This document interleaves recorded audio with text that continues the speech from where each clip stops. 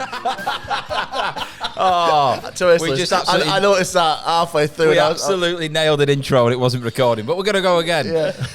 Hello and welcome to the AllMadeUp podcast with me, Harry Stakini. Me, Lewis Coleman. And me, Ben Hart. The show where each week a guest joins us in the writer's room to create a story like you and we have never heard before. Not quite knowing what's around the corner or what we'll find along the way, as this podcast is exactly what it says on the tin. It's all made up. Oh, nice. You went for a little voguing. Vogue. I was voguing today, yeah. What, do that again? I look like windscreen wipers. Yeah, I was clearing the mess for the episode. Oh, nice. Getting fresh and ready. Nice. Thank you very much for everyone that's tuning in this week, whether you're watching or listening. You were just staring at Ben then like... Yeah, say something else. It was. He's like, you've left me with nothing there. Yeah. One of the things is when I watch this back sometimes is if someone's if you're presenting with someone, right, what you meant to do is when they're talking is actually look at them, right? So I you always are look at meant you to, because if you presented at like a big presentation or something like that and the person's talking, you wouldn't just look at the crowd, you look at the person, because that is like your body language is saying I'm engaged as well. Yeah, no, we all do stand up, Harry. Yeah. I'm just saying, if you were watching and you're wondering how to present, you just had a little top tip there. By someone who doesn't present. I do present. I present all the time. Present this. Harry's looking backstage. He's like, not looking at the audience. He's just looking towards the curtain like, I'm just too nervous. I can't look at you. You're facing away from me, and even now I'm looking at you. You know what I mean? That's just... Yeah, it's too intense. Yeah, stop it. Stop looking at me. But thank you very much for tuning in and watching for another episode. We have got a belter for you today lined up, but we wanted to tell you before we get into the episode about our live show that is going on the 12th of March in the centre of town in Manchester. What the fuck are you doing, you? I'm saying, come on. Yeah, right. yeah. I thought you were taking the piss out of me. It's at Face Bar, we can tell him. It's at Face Bar in Manchester, the very top floor. So aggressive towards me then. I thought you were like being sarcastic. I thought you were being... And you weren't even looking at me when you were doing it as well. Are you all right today? Do you want to talk about something? No, I'm all right. Yeah, right. I'm just trying to get the details out for this show. But 12th of March in Manchester, we'll be doing our first ever All Made Up live show. We've got Danny Davis on the show with us. He was on it before. If you've not seen that episode, check it out. It was absolutely brilliant. But tickets will be coming out very soon, and it'll be a good chance for you to see how it all works. And also, you'll help us write the story, because you'll offer lines that will go into it, and then we will pull them out and make sure they're put in. So you're part of it. Yeah, it's going to be fun, isn't it? Essentially, you're in the writer's room. You are in the writer's room. You're in the writer's room. You're helping us write it. Like we were saying before, any of our listeners from Las Vegas or anywhere in America, we've got spaces for you to stay. Yeah, I was thinking, I was speaking about this with Aaron, and I was like, we've had listeners in Las Vegas. And he said, it's probably because you've had listeners from the UK go over to Las Vegas. Bullshit. But we then had another download from Las Vegas the following week. So I'm like, unless they've gone on a long holiday, you don't go to Vegas for 2 weeks, do you? Haters gonna hate. Haters gonna hate. I reckon it's probably like some concierge who's just got his ears in as he's lifting bags. You know, back of boots and stuff like that. Just ignoring all the customers. I want it to be the mob. The mob. Yeah, that's what I want. In my head, it's the mob. Yeah, that would be hilarious. Yeah, like when they're putting somebody in the back of a boot, they're listening to me going, it's all made up. Oh, it's playing on radio in car when they're burying someone in deserts. That's a good shout. Yeah, they're like, bloody hell, that was a good one. I actually, in my head, I had a guy sat at a desk with like loads of money, and he's like, and then just putting it in elastic bands, like, throwing it off to the left. Well, some guys in the back like, The good lads, them. The good lads. Yeah. Shut up, you. I'm watching Celine Dion tonight. It's like... But if you are a mobster and you want to come to the live show, by all means, bring the entire family. Get it in the WhatsApp group. You know what I mean? Or donate. We'll take cash. Yeah. You can launder through us. But we'll just keep this intro short because we want to tell you who our guest is for today. On the sofa today, we've got the brilliant Josh Jones, who is a fantastic comedian, Manchester lad, and you've probably seen him on loads of different things. He's done loads of telly, including Jonathan Ross, Comedy Central, 8 out of 10 Cats, and now he's doing the All Made Up show. Josh is also actually on tour in February, March with his show Gobsmacked. I'd recommend it. If you can go and get tickets for that, you can find it at Josh Jones on his Instagram, and all his link tree and all his details are on there. But he's also got a podcast as well with Morgan Rees, who is again on tour, and their podcast is called Chatting with Cherubs. It's a laugh. I've seen bits and pieces of it, but Josh is great. We've had him on our show, haven't we? The same show you did. Yeah, it was a good show. Yeah, I've known Josh for about 4 years. I've always rated Josh. Like, I think he's brilliant. I think he's a fantastic comic. Like you said in the car, he's just slick, isn't he? And the episode has already been recorded, and it is mad. Yeah. It's a mad episode, isn't it? Yeah. So Yeah. enjoy that, because it is bonkers. So if you like the manic ones, this is one of them. Yeah, exactly. But this is going to be Look at the hands. I know, mate. Yeah. You're like a priest. I'm just. Is that on the presenting 101? I'm just praying we get through this intro. Without smacking you. I reckon. Just fucking yeah. Stop it, Harry. Don't hit him. No. It's like he's got a little butterfly in his hands. He's about to open it. Something's going to fly. He's ready to release the episode. In the edit, I reckon it should just zoom into his hands and it hits his Josh Jones. Yeah, little sound effect. So this is going to be all made up with Josh Jones. That's funny. Just a little bit. So, and we're back with the brilliant Josh Jones. Where have we been? We've been here. We're doing the intro, which you've not seen. Okay, all right. We've not seen it. Take this off me. Oh, well, yeah. Thank thank you. you. Yeah. How are you doing? Yeah, fine. Good. Thanks for having me. I feel bad because I'm the only one with a cap on, but I've got nothing in. No, it's not the Victorian times. You can wear a hat inside. Yeah, It's a nice cap. Oh, thank you. It's Carhartt, isn't it? Yeah. Yeah. You love a bit of cat. I do, don't you? I'm that cap's about 40 quid. I stole it. Oh, did you? It's my brother's. I don't know how much it is. All right. Not from the shop. No, Yeah, it's not like my brother.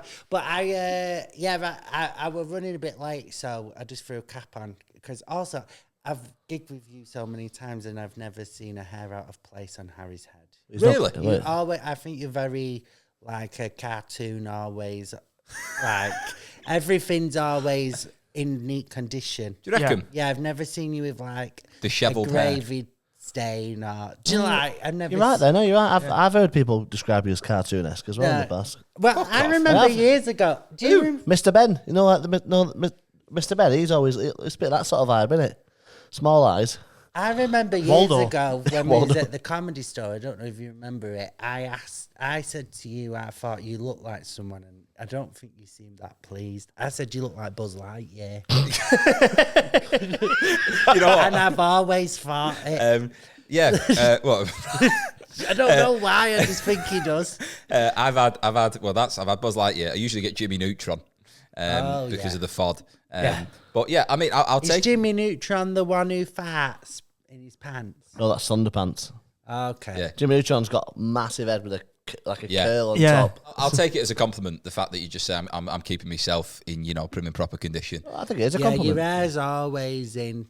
I couldn't imagine you with not waxed hair. Wax that you want- What is your group? What is your sort of like? You wake up. What do you do? How do you groom yourself? Well, start shadowboxing immediately. Put all your problems away. I used to, right? This is boring. No, go on. Go on. I'm I interested. used to ages ago. I used to straighten my hair, right? And I had like a windbreaker fringe. It was enormous. And then I got to a point where I was like, I want like more curls. So I would obviously have it pissing wet. I'd blow dry it, but I'd blow dry it with wax in and then get it back. What I do now is once it's wet, I just put wax in it and then it just kind of dries. So I put the wax in when my hair is like sopping wet and it feels like gel. And then by the time it dries, it looks like this. Moisturizer. Oh mate, yeah. I moisturise morning and night. Yeah, I do that though. It's important. Yeah, I do that. I rarely moisturise, to be honest. And then I even put aftershave on if I'm in the house, like just Yeah, I do. yeah. I have a full skincare routine. I'm not saying I'm dead impressed by Harry. I was Yeah, upstairs, yeah. I look like shit. No, I got think nice I skin. look good normally anyway. But I'm just saying he's never had an hair out of place. No. Well, he's losing them on It's top. losing, so mate. I'm going. Yeah, Try manual. What I have, that's a hair growth. Yeah, I'm thing. on hymns. Yeah. I'm giving him some of mine. I actually got a notification saying you got a new batch arriving, and if after this 3-month period I've not got a fringe down here, I'm fucking them off. I've been on it for 3 years. Has it helped? Yeah. Did you? Because the side effects were mad. Like it was like you could have like basically a floppy cock. Yeah. You got that anyway. Fuck off. I mean, I'd love I've not the had it. break. I've not had any side effects. I've not had any side effects. Yeah. but you've also not got any hair yet. So like, But I would go bald to have me dick working. Oh, 100%. Yeah. Well, I mean, if I some am people like bald, as well. Yeah. yeah, I don't. No one's gonna be grabbing See, mine. if I I'm bald. don't mind bald men. I just don't want to be one. Yeah, Like yeah. I'm attracted to men who are balding. Don't bother me. Yeah. But I don't want to be bald. I get it. Because I've got a bit of a box head. I look like a Weetabix, I think. Honestly, my on my feed on any social platform at the moment, every other sponsored ad is like a hair replacement program, like scalp sort of therapy. Same for you. Why are you getting Because I spend so much time with you Oh, two. Because I spend so much time with you two, that's all we ever talk about. You two losing your hair. I keep getting these ads. I'm like, what a waste of Where time. are you losing it? At the On the back, mate, yeah. on the top? Show him. Hey, if Oh, mate, I'm not showing these. Go on, you can see his thoughts. Yeah. if he leans forward, you'll be blind. But it's just what it is my mum's dad had a full head of hair, but he had a little patch at the back. Yeah. And that's where it's coming. So I was like, I spotted it when, where was I? My ex had a big patch there, though, and I've done fucking bother me. Well, how often do you look at the top at somebody? Like, Yeah, he never looked. He was taller than me, so it didn't bother me. Yeah. Well, it's not happening, mate. You know what I mean? I'm keeping it thick and fast. Would you do the operation if you had to? If it was really bad, Yeah. I probably would, yeah. Yeah. But- I would. I'd do that before a mortgage. I really Pay would. it off across 35 years. Yeah, and the bank will take you seriously. Yeah, My mate's had it done, and it cost more than my car. You know what I mean? Like, yeah. Like, I've got a Peugeot 206. I think it was about 1,500 quid.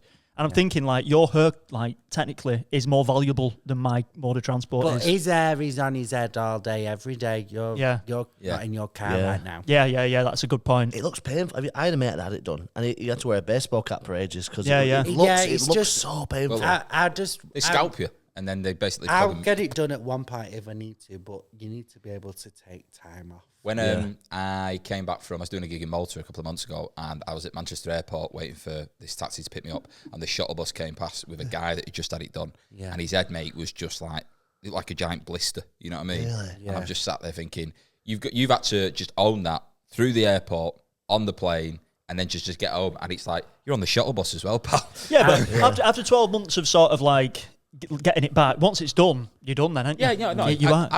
growing it back. If you shaved your head, obviously it's just going to take time to grow. But what I mean is that idea of it being like scabby. Yeah. Ooh. Yeah, but was he coming back? Was like loads of people coming back from Istanbul with the same? Everyone's on a plane going, he's had that done as well. Was it you telling me about the women that have to like? Yeah. have you I heard could this? book 3 seats on the way back. So, you know, they have like the arse implants. Oh, right. But to do it, you fly there, have the procedure, but then you have to book 3 seats on To the plane lie down. to lie down because you Yeah. can't sit down on Really? the way back. Yeah. Did you read that story about the woman who she came back from getting a boobs done over there? She had loads of back pain. Oh. And she went to the doctors and he was like, "Why have you got back pain? You shouldn't have back pain." And they took a kidney out. Oh, yeah, I've heard about And that. then I was like, That's You've now got I 3 would. tits. I would want to do anything I get done. I'll do here so I can sue. Yeah. Like, but that's the truth. You Yeah. want to be able to like, if you do it, get it done here. You can sue them if they fuck it up. Yeah. true. And they probably won't take your kidney out over here either, will they? No, well, I'd be mad if they did. If I went in for an hair transplant, I'd be like, "Where's my kidney gone?" That's where we're going from. We're going from your side. It's on your head. Right, what I wanted to ask, Josh, because obviously you've done a lot of stuff now on TV. All right, I thought you meant like. Yeah. Who told you? But like, one of the things I wanted to ask, because I was having a look at like your resume, as it were. You've been on Comedy Central, Dave, Jonathan Ross Show, 8 out of 10 Cats. Yeah. I've got them listed there. Okay. But what I wanted to know is, you know, when like you go on these panel shows, Yeah. how much of it is like pre-written and pre-planned, and how much of it is like on the fly, genuinely what you've come up with on the spot? I would plan as much as you can. Do you know what's coming beforehand? You know, like every, you know, like the bullet points of. Do you know what I mean? Okay. But if you're talking about history, if you're talking about fucking what's happened that week, Yeah. you kind of know what you're gonna do. So you'd prep for it, but I don't.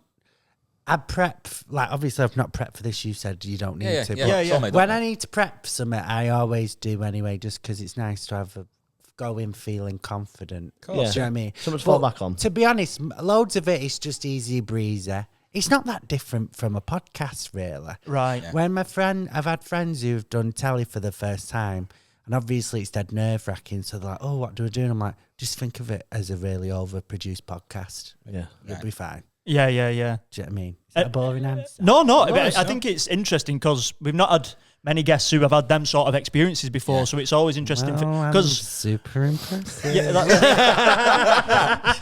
because like when you're a bit like Mock the Week and stuff like that when that was on, I know you'd have like jokes written for you and things like that. Is that a thing that you get or No, not? I've written with people. I've paid when I've done. Not a lot though. I've only done it like twice. I've paid to have someone write with me, but we're on Zoom and we write together. Yeah. I wouldn't For a show? Yeah, for a show, but I Right. don't want someone to write In your for me Yeah, yeah. because I'm a bit of a control freak. Also, like, not to blow smoke up my own ass, I'm a pretty good joke writer, so why would I give it? We got to that point without them, so Yeah, so. Well, is it because like... But I've done it like two jobs. I've used one. Yeah. yeah. Because like some comedians have multiple writers, don't they? Just like feeding them. But I get it if you're on panel shows every week and stuff. Yeah, it's the workload is so high in it to like maintain that. So I know Gary Delaney said to me if he does them up the week, he'd have like 3 writers for that. Yeah, Really?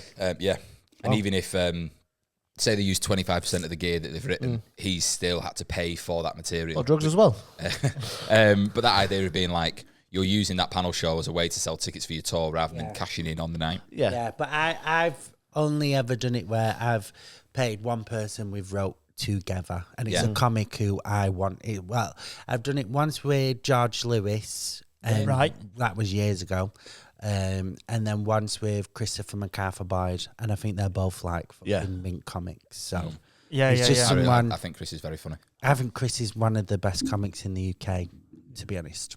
I think he's so good. I was talking to Jack about this actually a couple of weeks ago, and we're saying how it's because some people are good performers, aren't they? Yeah. Some people, because we're talking about is it like appropriate to have someone write jokes for you, and we was like, Not for I think I'm a bit harsh on this. I don't. Yeah. I think when it comes to stand up, no. I think if it's your stand up, we all give each other tags and give each other the odd line. But like when I'd like to go watch someone's show because I'm invested in them as a person. yeah, So what I hear about them and their course. thoughts, Yeah, yeah. and I don't like a writing team around you, helping push you in the right direction. No, I I think- hate that. Because Maybe it's interesting like that, a director who you can bounce something off. That's fine. But you can't do it by committee. You can't do multiple people. Yeah, I get what you mean. Like it should be you. You should be at least 90% of it. Yeah, no, I don't have any strong feelings on it. I just think it's interesting because some people have got really different opinions on it. Some people are like I'm a really good performer, but I'm an awful joke writer. I'm more just because I'm about to do a new show, and this is going to be my third full tour show in Is this free. Gobsmacked? No, I've just That's done the that. last one. So now I'm writing the next one. This is going to be my third Wow. like full show in 3 years. So I'm like, and if I'm working hard, everyone else should be. Yeah, Do you know what I mean? yeah, Like, 100%. No, so I I'm don't playing think- devil's advocate. If you get I what don't mean, think. No, I think fuck them. I Yeah. think if there are other people are writing the jokes, they should think about acting. Yeah, because yeah. they're not a comic. Yeah. Which sounds so bad, but No, I agree. With you. I think you're Yeah. right. I think because that's what's different, isn't it? yeah, the writing the jokes is the hardest bit. The performing's not the hard bit. Well, you're just smoothing it out, aren't Not you? for me, it's not. Yeah. But it's like No, you're right. Yeah, Okay, obviously, Gobsmacked going on tour next month. Yeah. How are you feeling about that? good. This is an extra. We've done the tour, so then these are an extra tour. So I didn't know this tour was happening because we had like load of dates last year, and then my agent was like, "Oh, it's sold. All right, let's do." So these are like an extra 15 dates. Sweet, man. That's amazing, on That's that. Yeah. nice. Yeah, yeah. Yeah. It's better than this. yeah. So but it's good. Yeah, I'm buzzing. Yeah. Right. But the show's like in my head. The show's It's done. done. Yeah. And I'm writing next year's show now. And what is your sort of like process when it comes to writing? Are you just sort of like get yourself in a room with a pad, an hour a day? What is it you do? I'll talk into a deodorant can, which Yeah, yeah. is embarrassing. What brand? At the moment, I've got one of the big Dove ones. nice. Yeah. It's quite like certain things are not too, because I've tried it with a shaving can and it doesn't feel like a mic. Right. Yeah. But a deodorant can does. I Yeah. don't know why. So I'll put music on in the flat so no one can hear me, and I'll just riff to myself. Okay, but like on a story. Are you, Yeah, are you man, recording it or are you just saying No, it out I loud? don't Or? record it until I'm on stage. And, Yeah. and if you you're riffing to yourself on an idea, what, half an hour? Yeah, and an hour, maybe more. Right. And then I'll go to the library and I'll sit down and write, but I don't do my best stuff when I do that. But it's more just to make me The habit of doing it, yeah. to make me do it. So I'll go to the library quite a bit, and then I don't know. I think I write a bit on stage as well. I do it all of it. I've not got a good. Yeah. No, there's no system where you're like, because you're quite regimented, I'd say, the way you do it. It's like half an hour a day at least. Yeah. That's not surprising. No. Yeah, but that's a detective. Yeah. Like, I'm not. He's over the string board. But like, attaching jokes to one But I another. think- Have you not seen his board? He's got a board like that. but like, I don't know. My mind's too scatterbrain. Yeah. I like that as well. Yeah. Sometimes I will pick a subject and I'll be like, right, I'm going to write about this for a week. And like, I can't deviate from that. And obviously you come back to it day after day and you're kind of unearthing more things. But like like a detective. Yeah. Interrogating a sticky note. Why's there a picture of a dead woman? That is funny.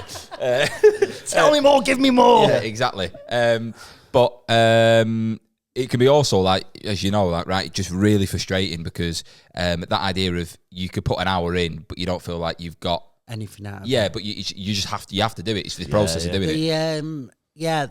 I think I've been thinking maybe for this show I might get a director, and I don't need help with writing jokes, but it's more with my last 2 shows. In the end, they turned out all right, but I will write 7 different things at once because my mind's just fucking all over the place. Yeah. So it'd be nice to have someone go, no, write about this and joke about that. Because I just need someone to like just slap me about a bit.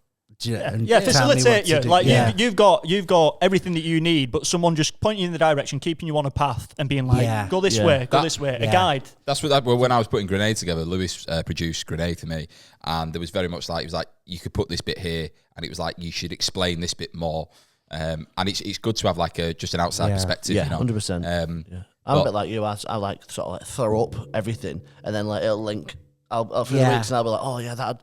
And I'll write like something from 3 months ago, and then that'd work with that, and then that's how I end up making a lot of the times when I do 20s and 30s, when I'm just doing like club sets and that, I don't really know what I'm going to do till I'm on. No.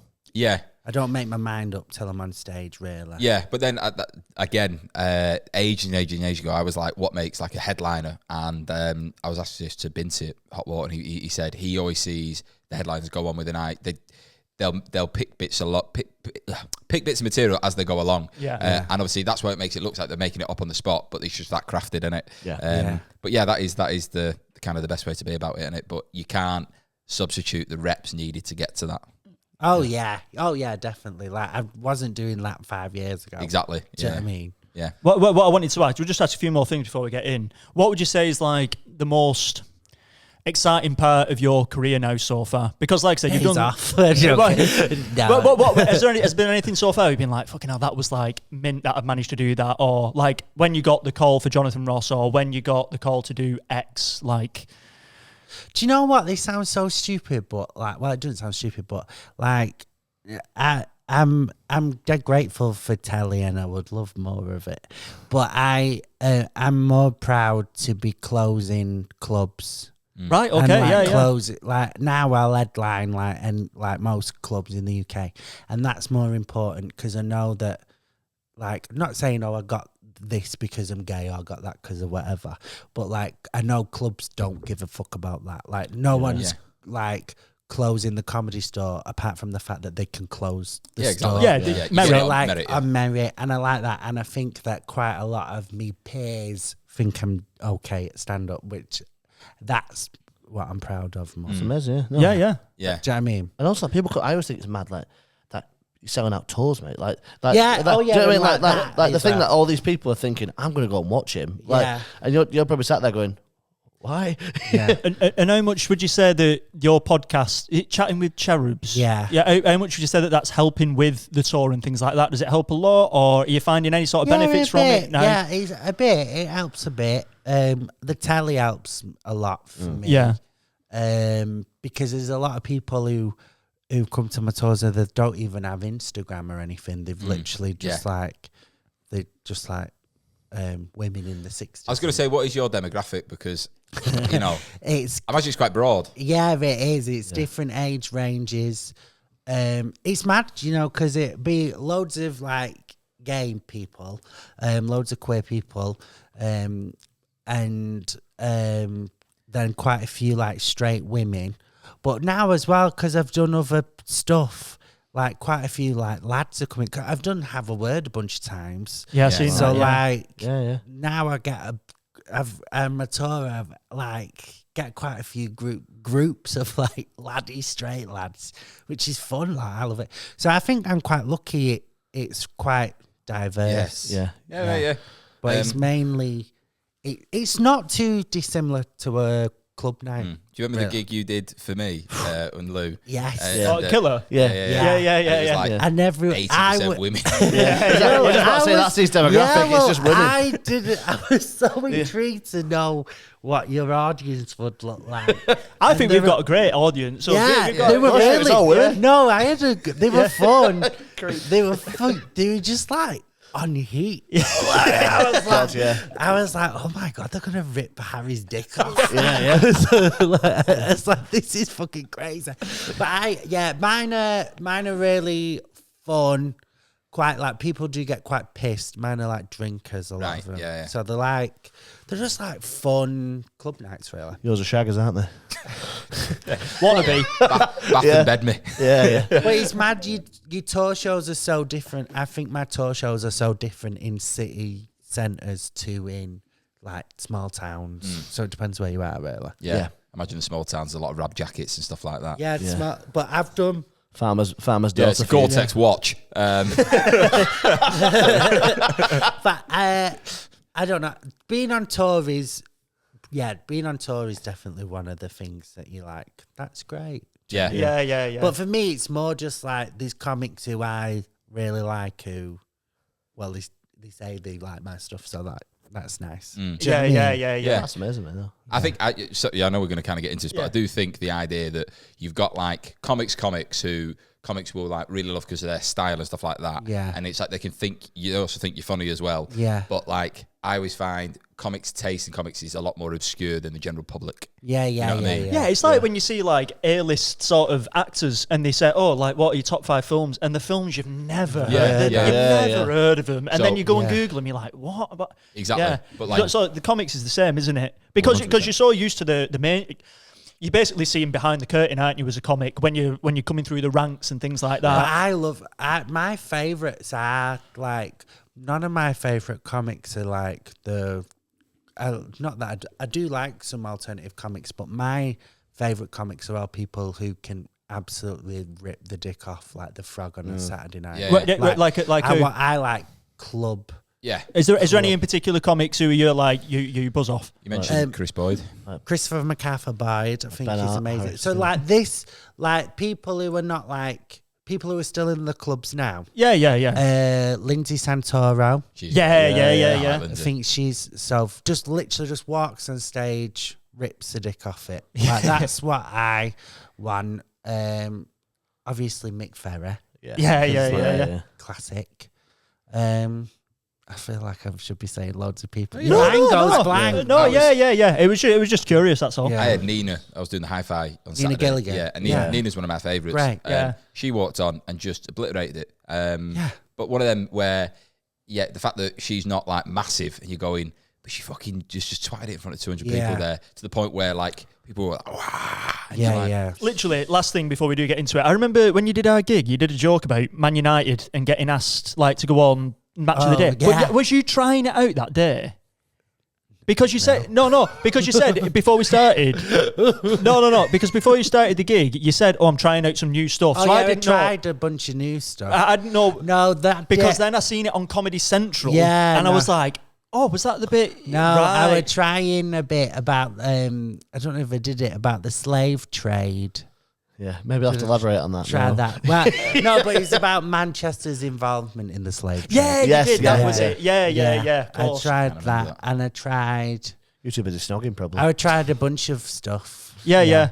But it was weird. I was like, because I was like, oh, it's a Sunday afternoon gig, so I was gonna try loads of new material, but they were all fucking wankered. They were like loud as well. Well, yeah. So then I just ended up just doing the gig. Yeah. You know what I mean? Especially, I think when you're closing, you have to do what good. You can't really. Yeah, but you did great. Oh yeah, then women from Bury on front row loved it, didn't they? Yeah. Well, you're. The one that Ben was like, you've been a lot around social No, housing. she says she's moved around a lot, and I say it's probably because of social housing.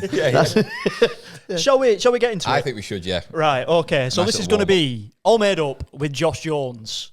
It's all made up, baby. Right, so Josh, Hello. thank you once again for coming. So I'll explain to you what we're going to do today. We're going to create a story together. Yeah. So in front of you, there's 3 pots, right? There's going to be a green one, a yellow one, and a red one. Going to be our starting sentence, our ending sentence, and some swerve balls, curveballs in between. Okay. Yeah, no one says swerve balls. Yeah. Everyone says curve balls. But before we get into it, we're going to build a character together. Okay. Right, okay. So what would you like the name of your character to be for today's story? Gwyneth. Gwyneth, right, okay. And does Gwyneth have a last name? No. No. Gwyneth, no. Just Gwyneth, no. Gwyneth, no. Gwyneth, no with a K. Yeah, Gwyneth, no, with a K and an exclamation mark. Right, okay. Okay, and whereabouts is Gwyneth from? London. She's lovely. from London, right, okay. So Gwen is from London. Gwen. And did she go by Gwen? How old is she? She is 93. 93, right, okay. So in a prime. She's 93. She's 93. Hell, she is old. But is she like 93? Is she like good for her age? She's great for her. Yeah, age. all right, She's yeah. still working. Still working, still walking? Still walking, running. She jogs every day. Right, Yeah. okay. And Yeah. what is it she does for the job? She's an assassin. Nice. Right, I like that. 93-year-old. That is. Could you imagine being killed by a 93-year-old? How much that'd affect your ego? Yeah. In heaven, you'd be like, oh, I don't want to talk about it. Yeah, but I like the idea of her being like just known as an assassin to her peers. Just because she moves well, it's like, oh, she's an assassin, that girl. But it's like she can just walk fine. But that is her occupation. She kills people. Yeah. So what's her front then? Because I imagine that's something she does undercover, or is she just outright? She's actually Well, wearing this. her front now is that she's just a sweet little old lady. Right, okay. Yeah. So sweet old lady. Where is she living in an old people's home, or does she have her own place? She's living in an old people's I home. was going to say, what if she was like mid-40s but wears the suit of a 93-year-old woman? And that's her front. She just zips up and goes out. No, I like the idea of her being 93 because you got to think about how long she's been doing it for. But have you not seen Red? The film Yeah, Red. yeah, Yeah, No. with Ellen Mirren. Yeah. All right. She No, an And assassin. well, she was in her 70s, but like, Right, is it a similar premise? yeah, so it's Bruce Willis, Morgan great. Freeman, John Malkovich, and Helen Mirren. Okay. And they're retired, extremely dangerous. Red. Right. So, because they know so much information, the government are trying to kill them. I think I've seen this. But they're like, so like- it's basically like pensioners Yeah. versus the new agents. Isn't there like a massive shootout in a big manor house? There's loads of shootouts. Well, we might have some shootouts in this story. It's fucking So sick. what I'm thinking is, so Gwyneth's 93, lives in an old age pensioners home. Yeah. How long she been an assassin for? Since she was 6. Since she was 6. So Right. you do the maths. Right, so 87 years. Yeah. Oh, Killed the that first was person. quick maths. Well done. So she was an assassin at 6, killed the first person by what age? 6. Yeah. Oh my God. That is unbelievable. In my head, I'm thinking, but maybe What's she wrong got with you? maybe she got trained as one, and it was like, right, you got a year. No, is it? I imagine. Have you ever watched Kill Bill? You know the scene with Right. Lucy Liu where her parents were killed in front of her at a Yeah. dead young age, and then she killed them. That was like her first hit. No, Gwyneth had quite a nice childhood. She just became one. So who was her first kill then? It was Derek, Derek, is that a neighbour or? postman. And what was the motive? He was late. Right. He was So late. she's got a short temper. Yeah. Yeah. But did people know that Gwyneth did it? If she's an assassin, No, was she good at? didn't get caught. Right. Okay. But she found a passion. Yeah, she Yeah, was like, man. I love to kill people. Yeah. For money. How do you reckon she did it with Postman? Was it like slipping Letter a bomb. No, letter she- bomb? No, paper cut to the throat. Yeah, it was. Right. She decapitated him. Fully skull off. Right. But just with one piece of paper. Yeah. One A4. In my head, Yeah. I'm getting like She's like folded over. Yeah, she just took his head off. in my head, this film or like story that we're creating is just screaming like anime. I'm seeing it like, Right. you know, like, Okay, yeah, it's like interesting. Yeah. Oh, I'm seeing Cartoon. Maggie Smith. Yeah. Oh, you see Maggie Smith? Yeah. Right. Okay. I like she can play But 93. with Dwayne the Rock like body. Maggie Smith's head on Dwayne's That's funny. shoulders. She got a big tribal tattoo. Yeah. Skinhead. Yeah. She's can you smell? All of the people in OAP. No, can't smell it. Right, okay, I'm liking this. So, first kill at 6. Were her parents assassins? No. No, just No. One was a plumber. Right. And one was a florist. Her dad was a florist, and one was a plumber, which is crazy for those days. Yeah, it's a very humble upbringing, really. Yeah. Right, okay. And just quickly, she got any family alive? She got kids herself? Yeah, she got 12 kids. Okay. Different dads. They're all assassins. 12 kids to 13 different dads. But she only had the kids to make them assassins, so she could make her own firm. Like a little academy Yeah. of assassins. Okay. Yeah. Right, okay, so this come down to like what she actually wants. So she's an assassin at 93 now. Yeah. What does she want more than anything now? Like, what is her ambition, even at 93? Love. Right, so she's looking for a partner. And has she ever found it before? Has she been hurt? Yeah, but she's killed every partner she's had. Yeah. Why? Just like, she couldn't be fucked. Like, one, she was hungover and regretted it. And then the other... killed him! Yeah. Well, I'm thinking, Short temper. if she's an assassin, it sort of makes you feel like she's having kids with all these people she shouldn't got tangled Oh up no, with. she had the kids on her own. They were all turkey-based babies. Oh, right, so right, Yeah. okay. She bought the sperm. She couldn't trust anyone but herself. Right, that makes sense. Yeah. Okay. Sounds like she got a lot of trust issues, this woman. Well, you're going to Yeah. be as an assassin. Yeah, could you trust anybody? One letter came late and your life's fucked. Yeah. You know what I mean? I mean, yeah, and nobody knows she's an assassin. Does anybody actually know apart from herself? Apart kids. from, like, kids know. Yeah, they're part of the firm, aren't they? And is she creating her own hits, or is she being employed by She's someone? implied. Okay, this is where we're getting into it. So who's the employer? Richard Branson. Right, okay. Here we go. Okay. Right, we're happy with that? Yeah, so yeah. Richard Branson. Yeah. He's one of them. Yeah. So, He runs Virgin, but it's not a first kill. He was the most powerful person I could think of. Yeah, that's But right. Elon Musk has done He's very it. powerful, Just- though. He's- Yeah. Her 12 kids, though, just Yeah. so we kind of got, they must be like, 40s. I think there's a range, isn't there? Yeah. They Yeah. go from 66 to 9. Yeah. So she had her last baby at Mid-80s. 84. Yeah. Told you she's Active. active. Right, She's yeah. very active. I imagine the kids are a little bit like the Fellowship of the Ring as well. She's got like quite a diverse set of children. They've all got different skills and different qualities. Yeah, different qualities. She's almost like One's mint at computers. Yeah, A few of them live in underground in New Zealand. Yeah. yeah. Yeah, I got them all over the world, speak multiple languages, different skill sets. Yeah. One's clever. Leonardo, not Leonardo DiCaprio, what's it called? The one who's with Katy Perry now. Orlando Orlando Bloom. Bloom. Is he still with her? I didn't know if he was He's with Katy Perry. Okay, I reckon I never knew that. we get So, He could be a target. we get our opening line in. Yeah, So yeah. at the moment, we've got a 93-year-old assassin named Gwen. She's got multiple kids, 12 kids who are part of her assassin academy. Yeah. And she gets employed by the likes of Richard Branson and people of that level to, Yeah, to Alison do Hammond hits. has implied her once as well. Right, okay. I reckon we'll find it. just your lovely lady. Yeah. She Alison wanted someone killed and Gwyneth did it. Right, Called okay. Phil. I reckon. He's still alive. And just to make sure that we're establishing where we're going with it, what does she want other than killing people? What did we say? Love. She wants love. Right. So if you pick up one of the green ones, Josh, and if there is a blank, replace it with Gwen. And if there's not, just read it aloud. Okay. Oh, Gwen was the prime suspect in the police investigation. Perfect. Right, couldn't have fit any better, could it? And before we get into that, if you pick a red one up, Josh, and this is where the story's going to end, so we're going to be working towards this.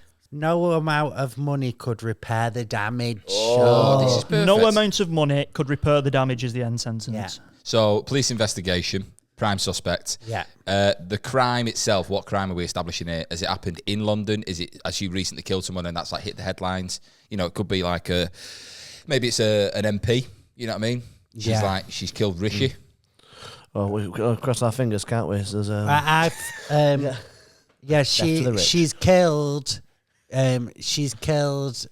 one of her kids.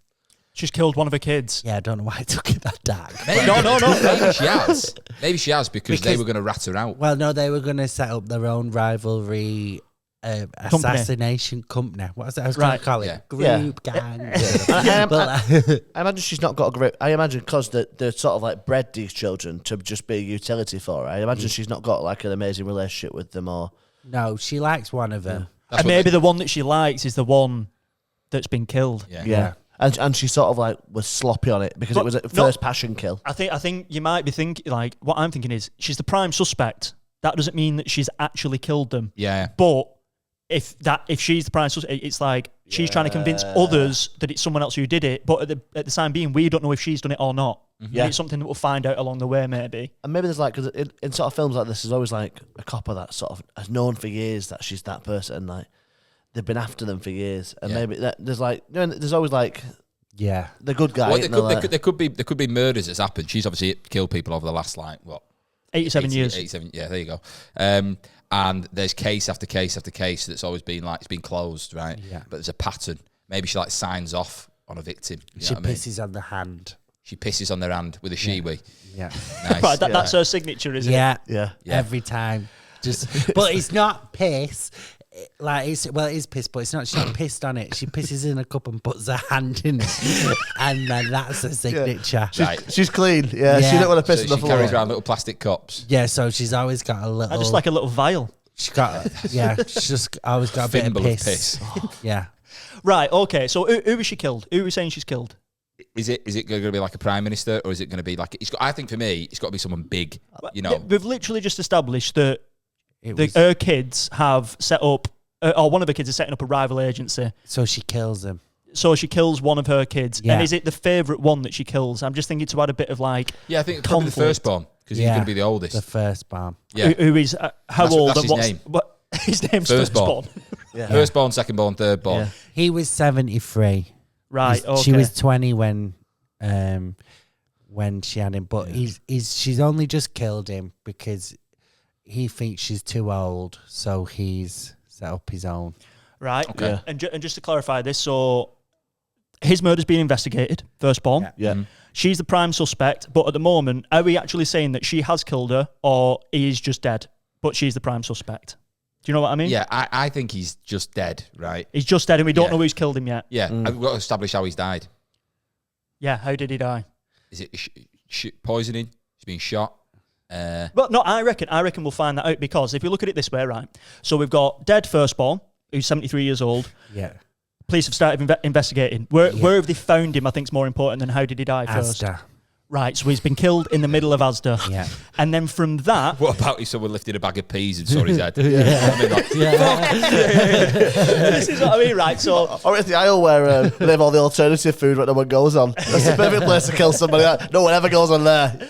So what what I'm thinking is... So he's been found in Asda, right? Nobody... How have they come to her being the prime suspect? Because what I'm thinking is if he's been killed, found in peas, frozen in peas... They've then looked into his life and then been like, right, you're the mother. Oh, we found some documents at his house which sort of link these assassinations back to you. Yeah, maybe at his house they found, like black and white photos of like surveillance pictures of her, right? Right. Moving about, and it's like she's on the half turn and all that. It's a very like espionage. So I think discover the body. Look at his ID, you know what I mean? It says firstborn on his driving license. It's spelled P-H-I-R-S-T. Go back to his house. There's this like cork board of photographs and pins and all that, right? And this is odd, but he's labelled it as mum. Right, yeah, It's as obvious as that. I reckon we've got to have the character of the detective. That's got to be established. Yeah. It's her middle child. Oh. A middle child's the detective. Yeah. A middle child has stopped being an assassin and become a detective. Okay. What if he's undercover? Who, the middle child? Yeah. What if he's like a double agent? Yeah. So let's say there's been like a host of murders across the years, right? Yeah. And someone has been Always loads of famous people who's been killed. Yeah. Like loads. You know, she got rid of like Snape. You know what I mean? Yeah. Well, Alan Rickman. Yeah, she got rid of him. I think about the film. I was like, I was actually, he killed himself technically in the film if you watch it properly. All the celebrity deaths over the past like 60 years that have just, they've said there's like natural causes. yeah. Yeah. Michael Jackson. Yeah. Everyone. Thatcher, everyone. Yeah. You know what I Patrick mean? Swayze. Yeah. She's done them, right? So police have been investigating this and But she also kills traffic wardens as well. Yeah. yeah. She doesn't like them. But that's a passion project. Yeah, that's just not Hobby. That's just for hobby. Yeah. Okay. But I think there's been a they've seen a pattern with this. They're like, so bizarre. So a detective has been working on this and got close enough to identify. You're saying it's a middle child, so that's. I reckon. born. Yeah, that would be sixth Let born. me just finish his thought for a sec. So what I'm imagining is, if the detective got close enough, they've then said to sixth born, right, I've got an idea that your mum could be the killer of this, and I know that you yourself are acting as part of, you know, the deeds that she's doing. So you've got to become like a double agent on this. That's what I imagine. It Right, could be you okay. next. It could be you next, Tom. It's Blackmail. Right, okay, so we're introducing two characters here now. We're introducing a detective and Middleborn, who is posing as a detective, Yeah. and now he's working with the He's detective. an informant. That's what he is. Yeah, But an they're having a sexual relationship. I like it. What's the Yeah. name of this detective? Texas sex. Detective sex. No. No, go on. Craig. So we've got Craig. Okay. Detective Craig, what's his last name? Johnson. Right, okay. Craig Johnson. Detective Craig Johnson is working with Middleborn. What if his name was Craig Crack? It's like, because I cracked the case. Craig. Okay, yeah, let's do that. Oh, it's Detective Craig Crack. But Yeah. it's spelled Yeah. C-R-I-A-C. Get crack on the case. Yeah. Okay. Right, so where are we going from here then? I imagine there's a bit of questioning between. So they find the body, right? They go to the 73-year-old's house. I reckon we do an act out. Okay. Right, but who with now? Who is it with? The act out is between. It's sixth born, right? Okay. And Craig Crack. Right, okay. So yeah, you're gonna play. Oh, am I doing acts? Yeah. Oh my god. Who do you want to be? Do you want to be sixth born? I'm a thespian. Give me any role. Okay. Well, Let's go for it. I think you be sixth born, right? And you be Craig Crack Okay. as a Oh, so detective. we're lovers. Yeah. Yeah, you love us. It writes itself. So Yeah. the scene is right. The body's been discovered, and you are questioning sixth born. Is that sex born a middle child? Yes, They're the same person. Oh, okay, right, sorry. Sixth born, you're questioning them over how you can get closer to bringing mum in for arrest. Okay, because you're convinced that they've done this. Right, okay. Are you sure you don't want to act it out? You seem to have like quite a I don't mind doing clear it. knowledge. I don't mind doing it. Yeah, go on, you do it, Harry. Right, Yeah. Okay. So who am I? You're Yeah. This double agent business has made it I'm- really difficult, Has I it? think. I think it's I'm the complicated. sixth barn.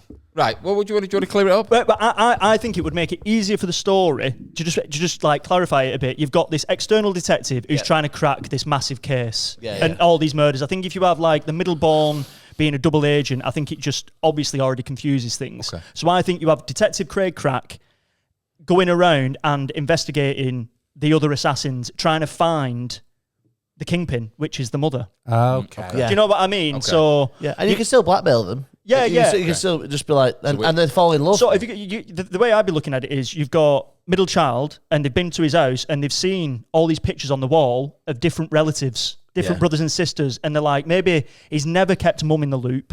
So this detective is going around the siblings. Oh, one of them's already been caught and he's figured that out. Like, he's like, One's in custody. Yeah, one's already in custody for killing someone. yeah. Okay. So So he goes to prison to interview the one in custody, even though yeah. okay. You know what? A bit. Right. This is it. This is the way we're going. I figured it out. They found the head in the frozen peas. Yeah. Yeah. They found the head. Next of kin, mother. That's Yeah. on the. That's goes to interview the mother. Okay. Goes to interview Gwen. Oh, I'm sorry to bring you bad news. Your son's died. We've just found his head in frozen peas. Yeah. Oh no! Like, what is that conversation like? Yeah. Because she's trying to keep a mask up because she doesn't know. Yeah. You know what I mean? So you come over. You've gone to the Craig old day pensioners home. Yeah. You see Gwen. Gwen, sorry to inform you about your son. Okay, you're Gwen here. You're Gwen. Yeah. Okay. Do you want me to be your partner, or are you okay going alone? Just go alone for now, and maybe you come in. Yeah. Right, straight in. What's your second name? What's Gwen's second name? Gwen, no. Gwen, no. No, with an exclamation mark, so we have to shout it. Okay, I'm going to pretend I've got Trilby on. Right, okay, so I'll take my Trilby off immediately. I'll go, Gwen, no. No, you have to shout it. Yeah, okay. Gwen, no. Shout no. No, I've said. You went, Gwen. No, it's Gwen. No. Yeah, right. it's Gwen. Sorry, okay. Gwen, no. Close. Smoking indoors. Yeah. Right. Just slaps the cuffs on her straight away. Yeah. You can't be doing that anymore, Gwen. It's a different world I'm from. Gwen, no. Detective Craig Crack here. I think you'd be a bit more sympathetic as well. Oh, yeah. Fucking hell, do you want to play the role? Yeah. Mate, I'm just getting into fucking character. Yeah. Right? Steady on with the volume. I think you'd be a bit more sympathetic. End scene. You're right, you. Okay. Right, here we go. I'm taking it out for the third time. Right? Shouting it again. Yeah, no, yeah. Oh, do you want to do the character? Well, maybe do it this way. Right. I'm in character. You're in. I'm trying to stay in character. No. Right. Hats off. This is my cigarette. Gwen. No. Craig Crack. Was it Met? Yeah, Met Police. Metropolitan Police Service. Scotland Yard. Scotland Yard. That's the fucking one. Scotland Yard. There we go. I'm afraid I've got some bad news. Very quiet, Gwen. do you want to know the bad news? I was she's I'm looking at her nurse going, is she non-verbal? She's playing. She's a 93-year-old Yeah, assassin. I'm playing it in. I'm not going to give you it all at once. This afternoon at 27 minutes past 3, a family of 4 were doing their big shop in Asda, and down the frozen pea aisle, they lifted up a bag of petit pois and discovered your 73-year-old firstborn. Jimmy, yeah. His ID Jimmy. It was Gwen. Jimmy. Not Jimmy. It was She's very ill. Yeah. Do you want to be the nurse? I feel like me having backup in this situation is relevant. Yeah. I thought you might shout at me. I don't know. I don't know if you can. Is she on her meds or? Jimmy. No, she's not taking them today. Could you let me know what Gwen's movements would be just over the last 24 hours? Well, she stood up and went to the toilet by herself the other week, and she the other week. Yeah. Well, She the last 24 hours. Well, she's now 3 years old, so I tell you what, you give her a break. She walked down to the common room this morning. Okay, has she left the premises in the last 24 hours? Not that I'm aware of. Right, okay. I'll need to have a look at the CCTV. I've only been working footage. for 10, 15 minutes, so. Right. Well, I'll need to assess the CCTV footage, just because we are looking at everyone as a suspect at this moment in time. Sadly, we had a power cut the other day, and it's all been wiped. Yeah, it's all been wiped. So it happens quite a lot, actually, every time. I don't think you realise who you're talking to, Sunshine, right? I'm Detective Craig Crack, right? Yeah. And I've got 100% crack rate when it comes to cases. Yeah. So I need to have a look at the CCTV. You can ask me out. I know. Like, it sounds like you're flirting with me. You're gonna crack this case. Go back to Gwen. Gwen, if you could just try your best to listen to him. Gwen. Jimmy. It's quite important that you answer these questions here, Gwen. When was the last time you saw your firstborn? Jimmy. That means last week. It's a language she's developed, and I understand. Okay. Perhaps it's a better time for me to come back when Gwen is a little bit more compass mentis. I'll be honest with you. She's 93, so she's not on the mend. She's on her way down. So, Mr. Crack. So another life, maybe 20 years ago, would have been a good time for you to come. Well, I'm gonna just I'm gonna leave my card, right? And if you want to get in touch, once Gwen is able to have a conversation with me, I'll come back down. But for the time being, I'm going to leave an officer. Oh, Gwen, you've got something red on your collar. No, right. I like this. Right. So That gives you a hint. you've clearly established there that you've got nothing out of Gwen. Yeah. You've got nothing apart from Jimmy. So you've gone away and like had a think. Now you've just left the premises. The nurse is in on it. So now you two have a conversation, a genuine conversation about what's gone on and what you want him to do next. Okay. So what's... So I have to say more than just Jimmy now. Yeah, because this is your accomplice. This is your person who's sort of like, maybe you are one of the assassins. You're one of the kids. I'm one of the kids, yeah. And so you're maybe I'm the youngest. There's a dead nurse in a cupboard. yeah. There's a dead nurse. It's a man. I'm in like a female nurse's uniform. Maybe you're Jimmy. Maybe, yeah. Yeah, right, okay. So you're the nurse, but you're actually the assassin, like one of the assassins, one of the children. You now have a conversation about this. So you're probably saying, what, Jimmy's actually dead? Because Jimmy was the one who's just gone, firstborn. Sorry, I've just burped and... It sounded great. Did you hear it? Was it bad? I'm sorry. You're all right. I drank a lot of him quite quickly. They're saying Jimmy's dead. Is it true? Yeah. Okay. Yeah, I did it. Yeah. No. So what? He thinks it's you. Has it got anything to do with us? Or is it a rival firm? No, I did it. Straight in. Yeah. Okay. Why? Find it. Well, I'm not going to lie to you. Why? Guy's a fucking prick. He's been trying to set up his own firm. You're joking. I built this business from the ground up. Yeah. Where have you ended up? In here? Yeah. £2,000 a week, this. Yeah. No. Yeah, I've just had to sell my car to come in here now. But I killed him. So he's setting up his own firm? Yeah. What are you going to do And he was about... going to kill you. Did you going to kill me? He was. Yeah. Well, thanks, Mum. I appreciate So that. I killed him. Well, you've done me a favour. I appreciate that. What we're going to do about this, Mr. Crack, DC Crack, whatever his name is? Oh, we'll kill him. We'll kill him. Yeah, Mum, you can't always be a solution kill to everything. The crack. Yeah. Yeah. Well, this could affect your business if... Let's smash the crack. I think, right, so to add a stake to it, right, so obviously someone's on to Gwen now. Somebody's on to Gwen, the detective. Well, so, I think Gwen needs killing because she becomes unpredictable. Well, this is it. So we've got possible options here. So Gwen knows the detective has now got a lead on her. Yeah. She needs to carry out a hit before she gets fully made. You know what I mean? Before she gets fully found out. Yeah. So who does Gwen need to kill before being caught by the cops? I think she's killed Crack. No, but Crack is the someone who's lurking in the background while she's got to try and accomplish something. So there's the conflict. She's got someone on a tail, basically. Maybe it's on a tail. Okay, I was going to say maybe it was a witness. You know, it could be like someone. I think if she's been killing massively famous people, there's got to be one last hit that she needs to carry out before she goes. Ellen DeGeneres. Right, so she needs to kill Ellen DeGeneres before she gets found out by Detective Craig Crack. Yeah. Right. Okay. And she is in the UK doing a book tour, Ellen. Yeah. She's in the UK doing a book tour, so obviously Detective Crack's gone away. Right. It's just a picture book of one of her favourite smiles. That sounds like a book she would release. Yeah. I like that. So Ellen DeGeneres is on a book tour. Detective Craig Crack's gone away. Mm-hmm. Let's say that he's come back and now Gwen's gone missing. She isn't at the V.I.Pees home anymore. Yeah. She's on the run. She's become the prime suspect. Yeah. She's like, you're still there. You're now going to ask, what's your name? The nurse? Well, my real name or my nursing name? Nursing name? Marjorie. Right, so you're going to come back, Detective Craig Crack, and talk to Marjorie. I need to speak to Gwen. Yeah. Hello, Craig Crack. I'm called Marjorie. Marjorie.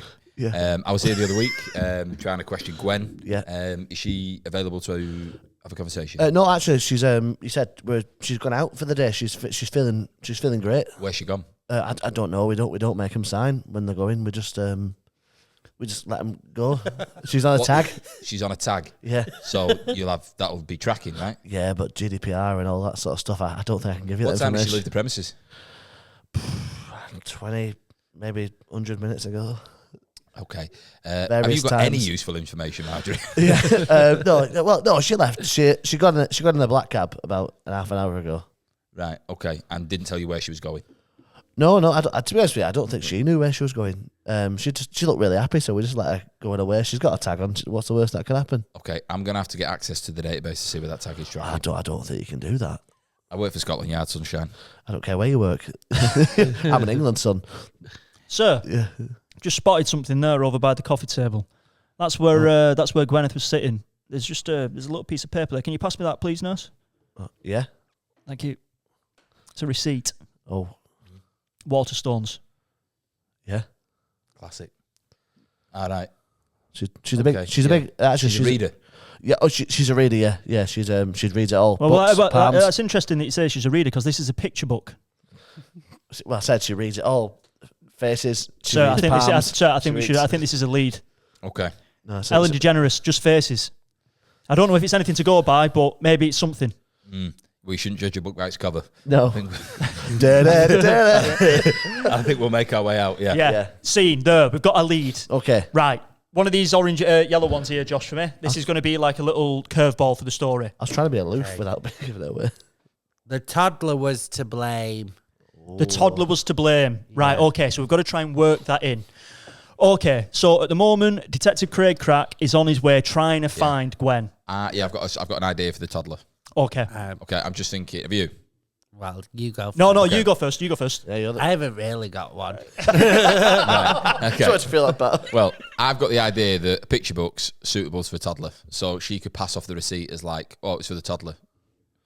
Right. See what I mean? No, I think we end up in the scenario where she's like, I can't be seen to be killing her because he's watching me like a hawk. She pushes a toddler and he accidentally pushes Ellen down the escalator. Right, So okay. It was a toddler. My idea was different. Go on for it, yeah. Mine was they get to the thing and they see a load of like anti-gay protesters and Gwyneth is there. Right. And then she spots a detective and hands like one of the signs to a toddler. Oh, okay. Says all gay should burn in hell. And we can get away with this because I'm gay. Yeah. Right, okay. So the anti-gay sort of troop have like turned up to this Ellen DeGeneres book signing. Your relatives. We'll joke. He's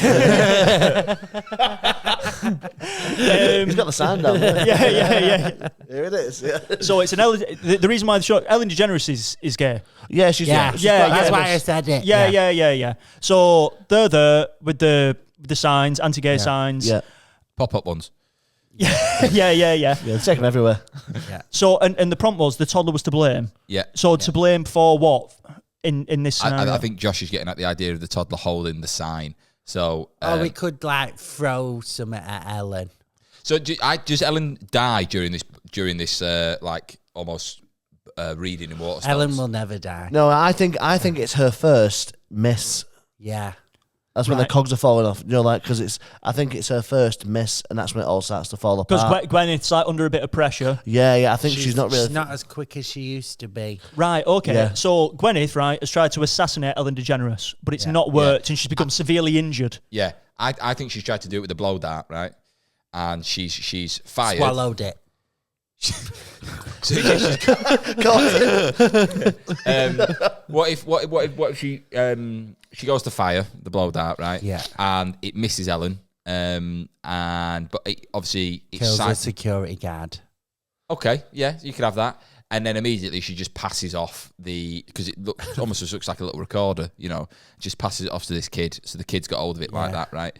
But the security guard's fallen. People are freaked out. There's like a bit of a scene and a rush. She passes it to the toddler, and there is she tries to get away within the crowd. Right, Craig Crack at this point has seen this unfold, but in amongst all the mix, hasn't been able to apprehend her. Right, He's seen a face of her though. He's like, her, he's caught her in the. He can't. There's no way of improving she was there, but he knows she was there. I think it's one of them where he's took that receipt from the Waterstones, clocked that there was a book signing. He's gone to it, Detective Craig Crack. There's been a commotion. Ellen DeGeneres has become like injured, or like there's been like I don't know an attempt on her life, but the toddler was to blame. So are you saying that she tried a blow dart, but now the kid's got the blow dart? No, yeah, she's given the tube that you'd fire it from. Yeah. She's gone, missed, and then given it to the toddler and fucked off, right? Right, so okay. in amongst all this commotion, the weapon is in the toddler's hand. Right. But she's made the getaway, so Craig Crack is like... So essentially, everyone is blaming the toddler, because that's what the prompt's saying, but Craig Crack knows, no, there's something afoot here. Yeah, Like, yeah. I've just 100%. missed her. Yeah, that kid's got asthma. There's no way you can blow that hard. Yeah. Like, the kid's now on trial. Yeah. That's funny. Right, okay. Plastic handcuffs. So now, what you're saying is she's just slipped past him. So where is he trying to like run outside and see if she's in a getaway vehicle? You know what I mean? So to try and track her. I think she's on the run now. I think it's really shook her because for 80 odd years she's not missed anybody. Okay. So where does she flee to, Josh, after Waterstones? Because she knows that the hit's not been successful. Well, we need to add in. We forgot that she's looking for love. Right. Okay. So I think she should go to an ex-lover's. Yeah. this is great. I love that you just remembered that. Yeah. So she goes to her first love, who was the son of the postman she killed. Oh, right, okay. Yeah, I like that. She helped him grieve. She did it. So Got close to him. a motive all along for the first murder was so she could cuddle this guy. Right. Okay. Turns out he's also a big fan of Ellen. Right. Okay. Yeah. So this is why she's been doing it. Yeah. Okay. Right, this is why she's wanted for kill. Right, okay. Yeah. This is in London as well, isn't it? So whereabouts is he living in like a flat? Is he also in an old person's home? Out. No, he lives in Buckingham Palace. Right, okay. Yeah. He works there. No, he rents a Yeah, he room. works. Yeah, I reckon he's like a really high level butler. Yeah, he is. At the highest level, Oh yeah, yeah. He's Buckingham 90. Palace level. Yeah, You like know what I mean? fifth floor. like the Tomb Raider butler. Yeah. But he's not. He's just been locked in the freezer for like 50 Right. years. So he looks great. Yeah. He's not aged. So yeah, but she goes to Buckingham Palace. Right, so Okay. she goes to Buckingham Palace. Yeah. Sort of maybe gets in secretly. Does she? Yeah. Does Oh, she? she's got her. She's had her own path in there for years. There's a tree in the park next to it that you just push on it and it's a door. And then Right. you just go under the tree. Oh, you know about that as well? Yeah, I've Yeah. been in there. Right, Okay. and now, Do you remember when they were wanking in the bedroom? We went through the tree. No. so she's managed to get. What's his name of this chap? Pat. Pat, yeah. Yeah. Postman Pat. Patrick. Yeah. Patrick. Right, so she's managed to get to Patrick. They're in Buckingham Palace, and you're saying that he's a massive Ellen DeGeneres fan. Yeah. And the reason why Yeah. she carried out this hit was because he is a massive Yeah. Ellen, or And tried to. I reckon as she arrives in the room, he's watching the telly, and it's like News is on in the yeah, background. Yeah, news Yeah. is on, Oh my and God, you know, yeah. you've got like panic today at a local Waterstones just outside of Houston after Ellen DeGeneres' book tour was put to a grounding halt. Security guard is in a critical condition, and a toddler is to blame. Yeah. Yeah. Right. And He's had his bottom smacked. that is funny. Yeah. No, stop it. Estimations look at he could be doing 30 years on the naughty step. Yeah. That's funny. Right. So I reckon she walks in. Right. Do you want to be the butler here? Okay. Yeah. So she walks in. Right. You've just seen that news report, and you hear Gwen go, "All right, Pat." Right, okay, 1 second. I think they're always meant to be together. I think they love each other. Oh, he's dabbing his eyes off here. But they're shy about it. Yeah, so, yeah, That is, I love the idea of it actually being like really fancy paper that he's using. yeah. It turns. So, all right, so go on, I'm watching the telly. Yeah. And you walk in. It's ivory paper. Patrick, it's me, Gwyneth. Do you not remember? This might help. Pa, Stop it, Gwen. pa, Stop it, Gwen. pa. What? Yeah, all right. Yeah, I'm not in the best of moods, Pat. And I haven't seen you for 30 years, and you come waltzing in through the secret tree. You forgot that you're Pat. Yeah, I am Pat. But he's also 93, so that means. Yeah. So he's in bits. You're gonna ask why he's upset. Oh shit, yeah. But what's wrong? You'll never understand, Gwen. It's Ellen. An attempt's been made on her life. Ellen DeGeneres. Yeah. Ellen DeGeneres. She's just brought out a new book as well. Just pictures. I mean, the show's already been cancelled. What's point in killing her now? What a waste. Yeah, just don't make fun about stuff like this, Gwen. You know I've always loved her. Like I loved my dad. And you. And you, but you left. And you look genuinely uncomfortable. Yeah. I don't know what to say. Right. So You never did, Gwen. That was the problem. You never did know what to say. I think that I helped you all through your dad. Yeah. I know you did, Gwen, and I'm forever grateful for that. I'm forever grateful, and I get it now. I get it. You've come back for a reason. You come back for me. Yeah. You've realised It was all for you. Ellen was for you. Your dad was for you. I've got it. Go on. I've just told him that I killed his dad. Yeah. The king can acquit you of your crimes. Right. Okay. So Right. maybe this is like a last ditch attempt Right. Okay. To sort of. because he'll have a link. Yeah. I get what you mean.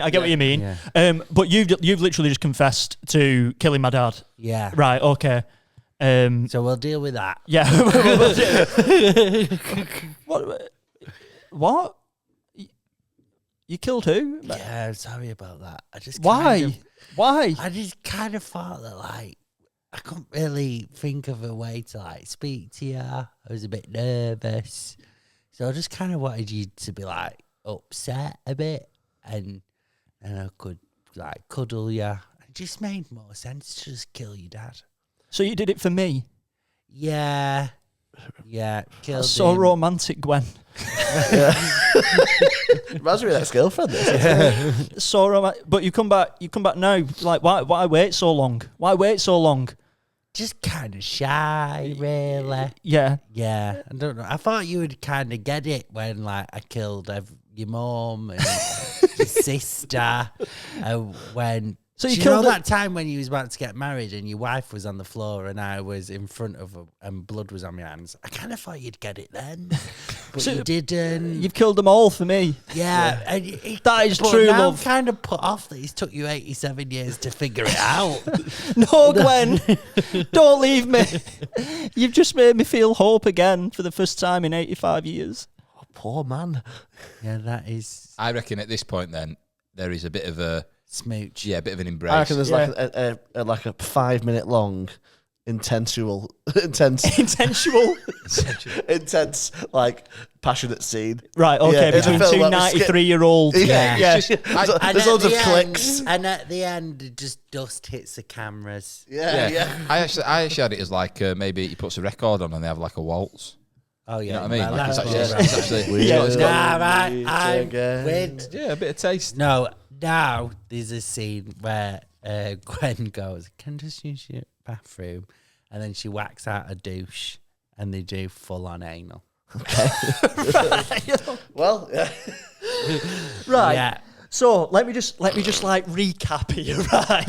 So we've got So your dad's dead and you're getting pegged. right, okay. Oh, it's she's Yeah, pegging in. she's right. pegging in. Okay. Right. Does Gwen look like the sort of person who would This is give cracking. it away? So we've got Ellen DeGeneres. What a scene.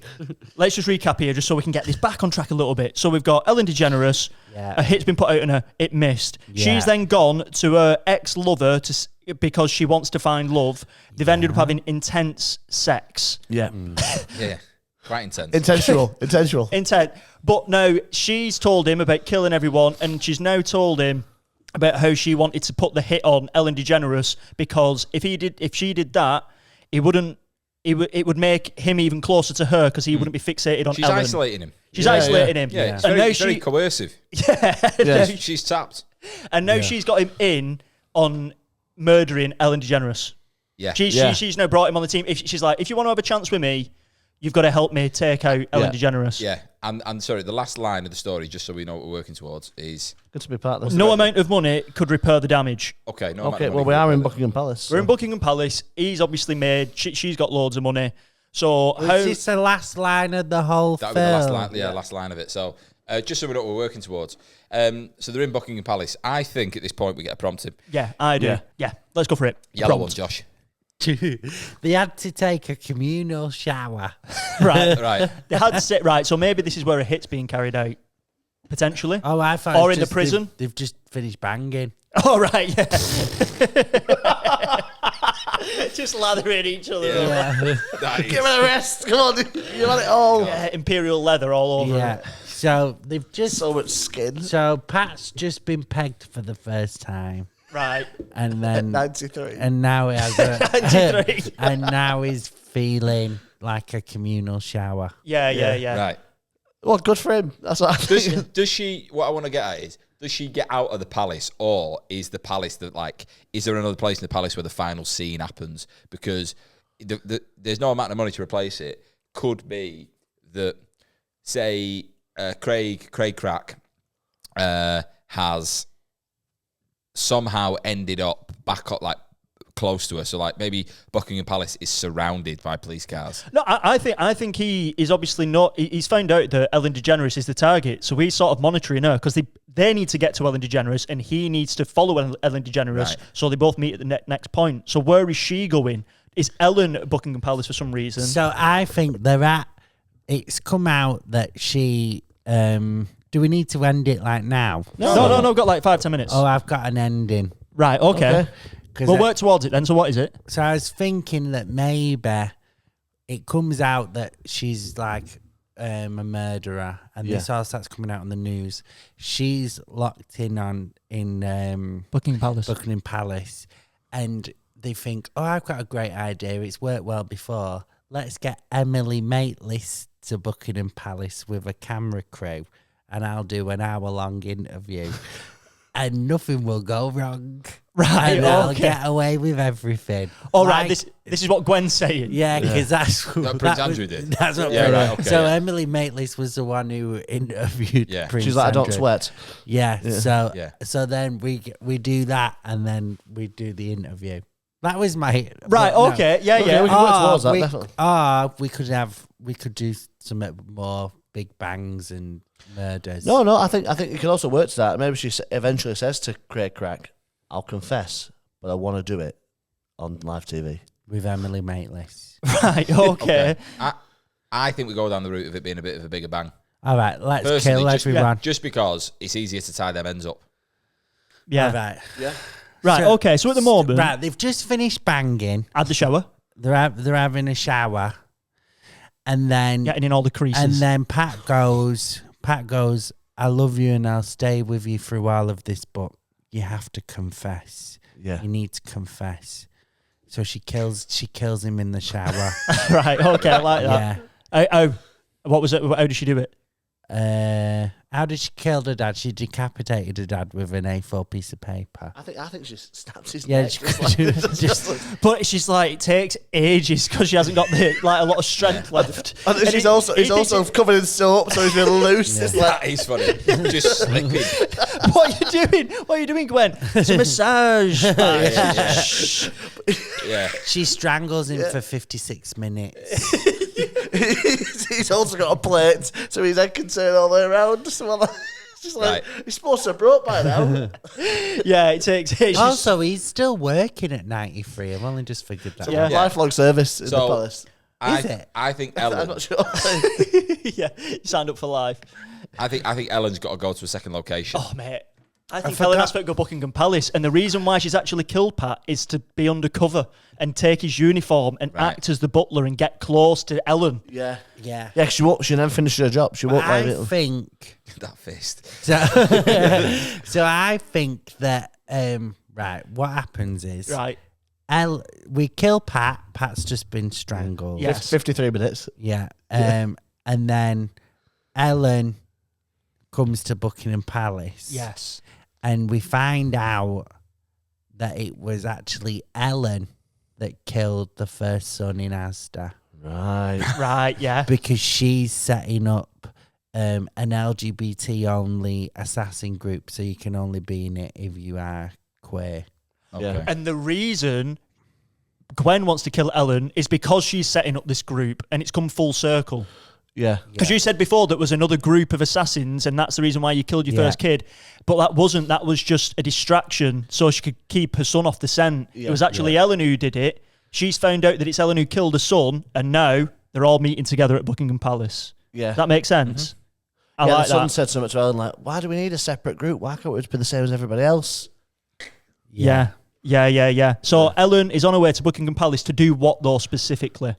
I imagine it's like there's the royals are there obviously, so she's actually coming to like do a bit of a meet and greet. She's her and Camilla have organised a bit of a piss up. Imagine what if it was like a royal book club?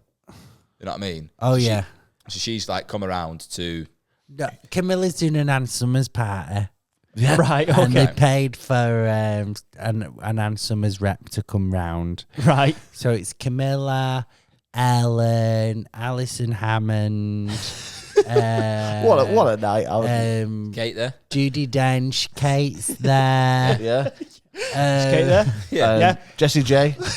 Yeah, Jessie J's there. Yeah. Jessie J's there. And Nicole Scherzinger. Yeah. And All right. Susan Boyle. And that's it. Right, and they're all there. They're all there. I would love. And to Ellen is bringing a book around, giving them it to promote on their socials as well. Yeah, she's trying to get everyone on the Instagram, trying to get photos like when she did that famous photo at the Oscars. With Yeah, her. yeah. She's trying to do that, but Camilla's not having any of it. She's in her pajamas. Lamborghini's been opened. No one's bothered. Yeah. Open gown. Yeah. Right, okay, I like that. So now we've got a butler in the form of Gwen who's going to enter this sort of slumber party of Ann Summers. Yeah. Dressed as... It could even be dressed as Pat. Yeah, it could even be that she drugs the drinks with like she got a little cap of cyanide in her teeth.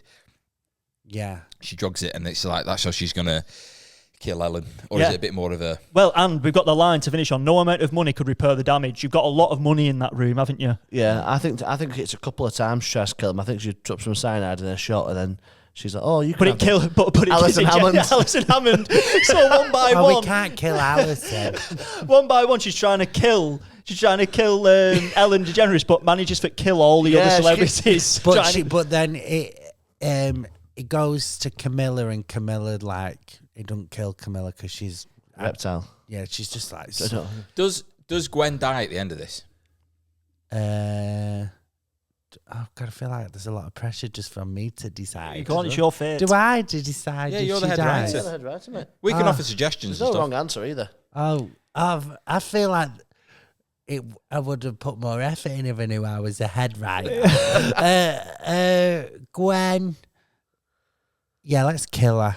Right, Yeah. so Gwen gets killed. What if then she burns like she's like, well, if I'm going, you're going, and she burns like the room down. So you know what I mean? Like Buckingham Palace is engulfed in flames.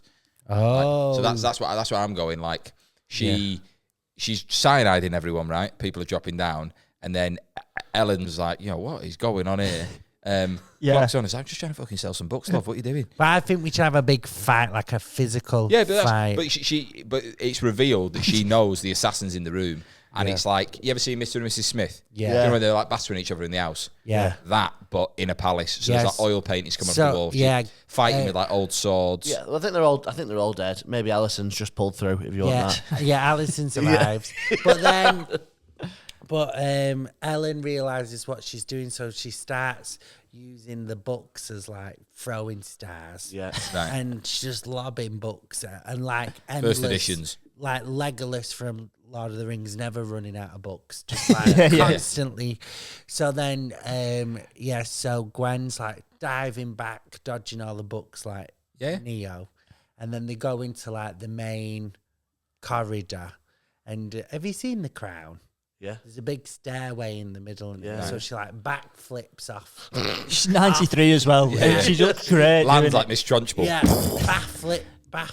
backflips off them, and there's like a suit of armor with a sword. She lands in the suit of armor. She lands in the suit of armor. Love that. And with the sword. So we need to give Ellen a weapon. I think Ellen also backflips and lands into the one across the room. Yeah. Turns out she's also incredibly agile. Yeah, Like, so they're both in suits of armor. Okay. And now they're having a sword fight. Yeah. Yeah. Okay. So that's going on. Big. Are they moving fast with the swords, or are they dead heavy? And they're like, No, they're really, really fast. Like the like Obi-Wan and Luke Okay. Skywalker. I think Detective Craig Crack also has to arrive on the scene as this is happening Yeah. now. He's sort of like figured it out. Do you know what he's doing? He's outside with a guard showing his badge going, I've got to get in there, right? I don't think you understand, Pat. And the guy's just... Yeah. He's like, I'm from Scotland Yard. Yeah, he's looking past him and he's like, Craig Crack, I need to get in the palace. Yeah. There's an old bint in there that's killing people. I want you to CC me in. Yeah. And the guy's like, you're not coming in and behind him. You can just see this old lady Yeah. flying Well, in earnest into armor. I've got that going on, and then this tourist taking pictures with the guard while he's talking to him. She'd just be like, seriously, pal, I need to get in the fucking palace, right? And I think while he's taking a selfie, he like looks at the guard and darts past him, right? Runs, Pulls his hat down on his face. Yeah. That's it. It's like, Yeah. and you just go, oh. Yeah.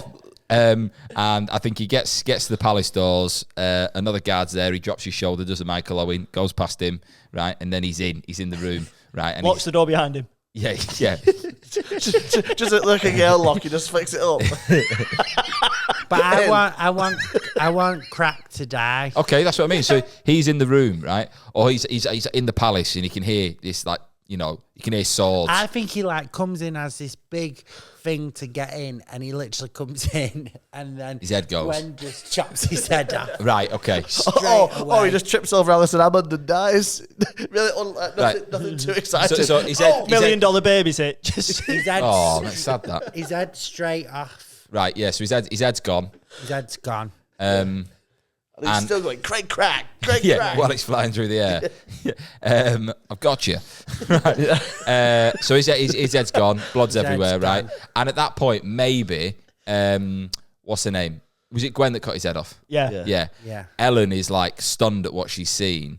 That Gwen like sees a moment where she's not concentrating, and actually, does Ellen die? Have you ever seen Highlander? No, but I'm just. That's where when you say I was to kill you, all your powers would go into you. into me. So the amount of people you kill, obviously, the more powerful you get. Oh yeah. So I think we do like this is Highlander 3 or 4, whatever it is. Right. And Gwen chops off Crack's head. And then lightning bolts start hitting her because she's just powered up. Right. Yeah. Okay. So now she's got She's her back to being 21. original skills plus Cracks. What's his detective skills? Yeah. Yeah. So No other skills. so she's not any more dangerous. Yeah. Really. No. So what she does with these detective skills, right, is she manages to flee the scene. And then the guards have been banging at the door. Yeah. Let me in. They finally get in. Ellen DeGeneres is swamped with bodies. Yeah. And they're all thinking Ellen DeGeneres has just killed all these celebrities and the detective. And obviously no amount of money could repair the damage of what... She's a lawyer. So she's got rid of Ellen DeGeneres and her sort of LGBTQ assassin sort of group because she can't run it anymore. Got away and the detective's dead. So there's no one left chasing her. So she's managed to get away with it all. And no amount of money could repair the damage for Ellen DeGeneres. Okay. And then at that point, is there like a final scene where does the toddler go down? Because, or is he acquitted? I think Gwen doesn't... It's like the post office. 25 years later, he's out. Gwen what I mean. doesn't trust her kids to do whatever. Yeah. So she goes to America and becomes a lesbian. And then she takes head of the LGBTQ plus assassin group. Okay. Yeah, so she's just got them all. Yeah. Yeah. But what was you saying happened to the toddler? Yeah, that's what I mean. Yeah. Is it like, No, I think it's like a post-credit scene. He comes out of prison and he goes, who put me in here? And it's like a picture of Gwen and he goes, yeah. she's next. Do you know what they do? The Looks for her all of his life. The final scene is him. Do you know when you leave prison, they give you what you came in with? Yeah. Right. Okay. And they tip into a rattle. tray. Yeah. And it's like a Crayola. Yeah. Blood out. Yeah. Half And a half pistol. biscuit. Yeah. And then he's it like cuts up and he's like, I'm coming. Yeah. I think it's funny about what you said. You went, oh, yeah, and out of everything that she'd seen, you were like, oh, and then she kills him, and she was just so shocked.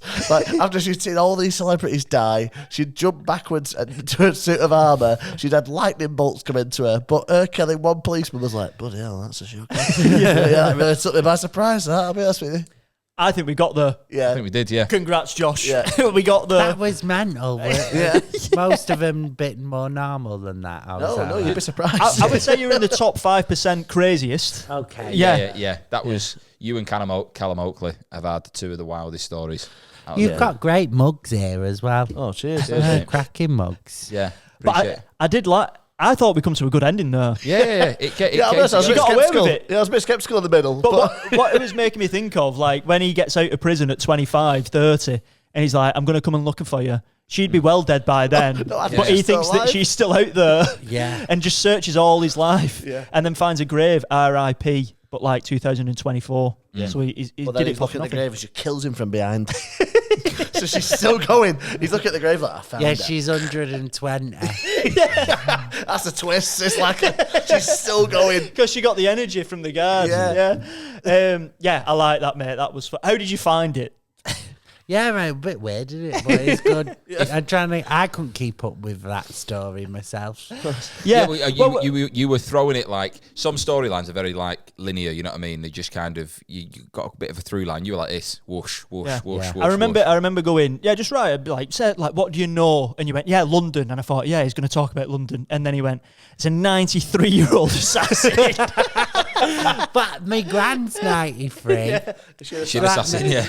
12 No, kids. but my granddad taught me how to throw a throwing knife when I was younger. He's good at throwing knives. Our family have always joked that my granddad was a secret assassin because when I was a kid, he taught us how to shoot an air rifle, how to throw a throwing knife, and how to stab someone with a bayonet sword and release the blade right so you get a quick, clean kill. Because he had a bayonet sword. And that's how you get ahead on the circuit, guys. Next That's to it. his bed. He had a bayonet sword next to his bed, so... Did he serve in the We war? used to stab... no, his dad did. He was only... Because they're 90s, so they were only kids in World War II. Do you little interesting facts about stabbing? Do you know Lord of the Rings? Yeah. Yeah. Do you know the guy that plays Sauron? Yeah. Yeah. So in a scene, I don't. Were you telling me this? Oh, I don't know. No, do you know the scene when Gandalf and Sauron are fighting? Yeah. Right. And Sauron like hits Gandalf, and Gandalf goes like, you know, like in Goes the like what? It's in the direction. It's like he gets him under a curse, doesn't it? But they said, oh, you need to play it as if like you've been stabbed. You need to make like, you know, you can really feel it in your back. And because I can't remember the guy's name, Christopher Lee. Yeah, Saruman. Yeah, Saruman. Yeah. Because he actually served in World War One. He was like, that isn't how it sounds when you stab someone. Oh, yeah. He was I like, bet because that, I've actually bayoneted someone. And you think, friggin' hell. He's actually very quiet, and you think that is so chilling. That. Oh, yeah. Just the idea of putting one in someone's back and it being like, you can hear the air come out of them. Yeah. It's Well, insane. with a bayonet sword, there's like a ridge. Is Yeah. that the right word? In the middle. And that's like, I think it's so if you like, you stab and twist. More comes out. And yeah. It's Yeah, well, like the imagine- air coming out. And again, you ever seen Goodfellas? Yeah. Do you know that scene when they're fucking stabbing him in the boot, right? The direction on that was like you're going too fast because the knife will get stuck between the rib cage. Yeah, so yeah. you need to. It's unrealistic, and you think details like that. Oh, amazing. It's like, it's just like who the fuck knows that? Christopher Lee. He was apparently who James Bond was based on. Oh, really? And he was the only person to meet Tolkien as well. He was the only one out of the whole cast to meet Tolkien. He was Dracula. He was, yeah. Yeah, That was we- his first big proper role, wasn't it? I like him as Count Dooku. Yeah. And he was in a heavy metal band, wasn't he? Yeah, Until he- no, mental that. How did you find the experience of doing it, Josh? Yeah, good, nice. Yeah, Just chatting, innit? different. Yeah, but it's not really something you just think of something random. Yeah. I didn't know I was going too random though. No, there's no limits. There's no rules. I think you can definitely tie yourself in knots a touch, but it's one of them. You kind of go with what you're feeling at the time. Yeah, it was quite fun to just say stuff and then try and watch you make logic out of it. Yeah. I was like working my ass Yeah. off there, just trying to get it into Yeah. something. Well, when I was questioning you, you're like, Jimmy. I was like, okay. Yeah. But I didn't know. I know when you improvise, it's supposed to be yes and, but I'm 93 pretending I don't know. Oh yeah, anything. mate. Yeah, yeah. You were. No, you know. he's just he can't act. That's the You were problem. playing hardball. Not the best actor, really. But we appreciate you coming on, mate. No, thank you for having me. Obviously, your tour kicks off in February. Extra dates of the tour. Yeah. you say. So people should come and see you. Yeah. Yeah. When's this out? Next couple of weeks. Next couple of weeks. Yeah, come. Yeah. I'm on tour. Follow me on Instagram, JoshieJones92. Linktree to all my tour dates. Yeah. Bish bash bosh. And you'll be at Edinburgh again this year. Yes, I will be. I don't know what the show's called yet. I've not written anything. Well, they should be following you by then, so they'll know it by then. So yeah. But yeah. Love it. Sweet. Right. Yeah, amazing. Well, thank you very much for watching and listening. If you have enjoyed, please do tell a friend. You know what I mean? We've had nothing but 5-star reviews on this pod. Yeah. Which has been great. And I'm we want going to to keep get it that you way. your first 2. Boom. Boom. Bring it down. But we do appreciate you downloading. Thank you very much for all the new listeners in America. You know what I mean? We're doing all right there. We're conquering it. But yes, if you've got prompts as well that you want to send in, by all means you can. Just message us at AllMadeUp Pod on the socials. Yeah. And we'll have details on our live show coming very, very, very soon. So do keep your eyes out for that because you can watch us do this live in Manchester. Yeah, 12th of March, mate. Just tell them. It's locked in. Yeah, it is locked in. But details on tickets will be available very, very soon. Other than that, thank you very much for watching. And this has been... All Made Up with Josh Jones. Yay. It's all